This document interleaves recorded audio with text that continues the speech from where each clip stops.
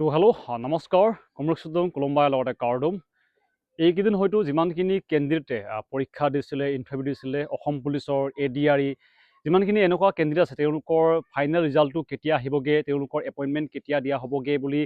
বহুতেই ভাবি আছিলে যে লগতে যোৱাকালি এটা মই ভিডিঅ' আপলোড কৰিছিলোঁ য'ত CMO আছামৰ ফালৰ পৰা তেওঁলোকে অফিচিয়েলি ঘোষণা কৰা হৈছিলে যেন অক্টোবৰ মাহতে দিয়া হ'বগে বুলি ৰিজাল্টটো দিয়া হ'বগে বুলি কৈছিলে কিন্তু তাতে কোনো ডেট মেনশ্যন কৰা নাছিলে মানে কোন তাৰিখে দিয়া হ'বগে ইয়াৰ বিষয়ে লিখা নাছিলে এতিয়া ইতিমধ্যে অলপ আগতে প্ৰায় 10-20 মিনিট হ'ব CM ছাৰে ফেচবুকৰ লাইভ আহিছিলে তাতে প্ৰায়খিনি ডেট তেওঁ ঘোষণা কৰিছে অসম পুলিচ লগতে ADRE কোন তাৰিখত দিয়া হ'বগে আৰু প্ৰথমে কৈছোঁ যেন অসম পুলিচৰ কাৰণে ভাল খবৰ অহা নাই অসম পুলিচৰ কাৰণে অলপ বেয়া হ'ব খবৰটো আপোনালোকে খবৰটো কৈ দিব চেষ্টা কৰিম লগতে কি তেওঁ CM ছাৰে কৈছিলে ডেটকেইটা কৈ দিম সকলোখিনি লগতে ক'ৰ আপোনালোকে এইবিলাক নটিচ পাব সকলোখিনি জনাই দিব চেষ্টা কৰিম তো বলক আজি ভিডিঅ' বিনা দেৰি নোহোৱাকৈ আৰম্ভ কৰোঁ লগতে এনেকৈ আপডেট পাই থাকিবৰ কাৰণে প্লিজ চেনেলটো ছাবস্ক্ৰাইব লগতে লাইক এটা কৰিব নাপাহৰিব এতিয়া কৈ দিছোঁ যেন কোনটো ভেকেঞ্চিৰ কেতিয়া ৰিজাল্ট দিয়া হ'বগে চিম্পলকৈ আপোনালোকক কৈ দিছোঁ বেছি ভিডিঅ'টো দীঘল নকৰোঁ যিহেতু বহুতে মনত খেলিমেলি লাগি থাকে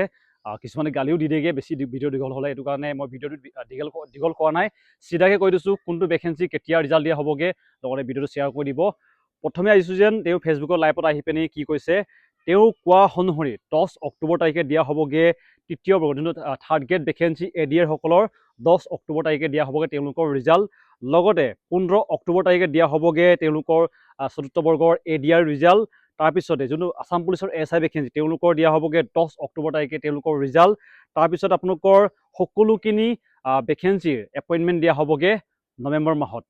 তেওঁ এইটো বৰ্তমান কৈছে প্ৰায় 10-20 মিনিট আগতে তেওঁ ফেচবুকৰ লাইভত লাগিছিলে তো আপোনালোকে ডেটকেইটা গম পালে যেন কেতিয়া কোনটো ভেকেঞ্চিৰ ৰিজাল্ট দিয়া হ'বগে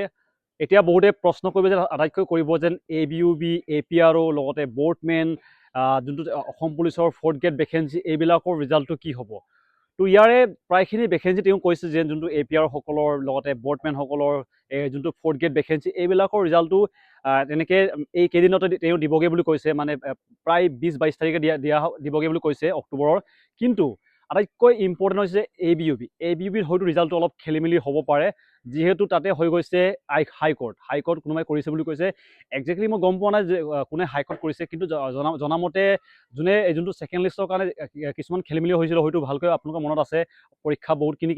কেণ্ডিডেটে দিব পোৱা নাছিলে এইখিনি কেণ্ডিডেটৰ সকলৰ কাৰণে তেওঁলোকে হাইকোৰ্ট কৰিলে বুলি কৈছে মই একজেক্টলি গম পোৱা নাই কিহৰ কাৰণে হৈছেগৈ ইয়াৰ কাৰণে ABUB হয়তো ৰিজাল্টটো দেৰি হ'বগৈ পাৰে কিন্তু CM ছাৰে কৈছে যেন তেওঁ চেষ্টা কৰিব যেন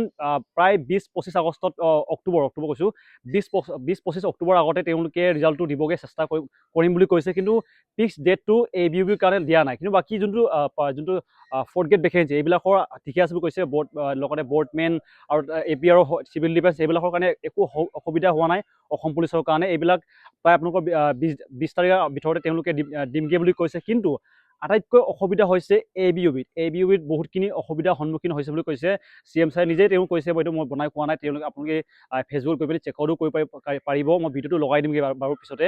তাতে কোৱা অনুসৰি ABUBত অলপ হাইকোৰ্টটো হোৱাৰ কাৰণে হয়তো ডেটটো অলপ পিছুৱাই যাবগৈ পাৰে কিন্তু তেওঁ চেষ্টা কৰিম কৈছে যেন সকলোখিনি ভেকেঞ্চিৰ এপইণ্টমেণ্ট নৱেম্বৰ মাহতে দি দিবৰ কাৰণে চেষ্টা কৰিম বুলি কৈছে